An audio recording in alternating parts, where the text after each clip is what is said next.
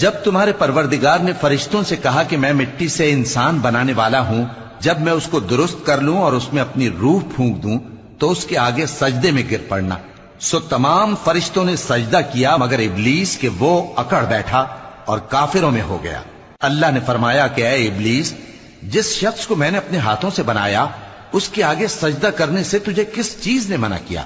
کیا تو غرور میں آ گیا یا اونچے درجے والوں میں تھا؟ بولا کہ میں اس سے بہتر ہوں کہ تو نے مجھ کو آگ سے پیدا کیا اور اسے مٹی سے بنایا۔ فرمایا بس یہاں سے نکل جا، تو مردود ہے اور تجھ پر قیامت کے دن تک میری لعنت پڑتی رہے گی۔ کہنے لگا کہ میرے پروردگار، اچھا تو مجھے اس روز تک کہ لوگ اٹھائے جائیں مہلت دے۔ فرمایا کہ تجھ کو مہلت دی جاتی ہے اس روز تک جس کا وقت مقرر ہے۔ کہنے لگا کہ مجھے تیری عزت کی قسم، میں ان سب کو بہکاتا رہوں گا سوائے ان کے جو تیرے چنے ہوئے بندے ہیں۔ فرمایا ٹھیک ہے، اور میں ٹھیک ہی کہتا ہوں کہ میں تجھ سے اور جو ان میں سے تیری پیروی کریں گے سب سے جہنم کو بھر دوں گا۔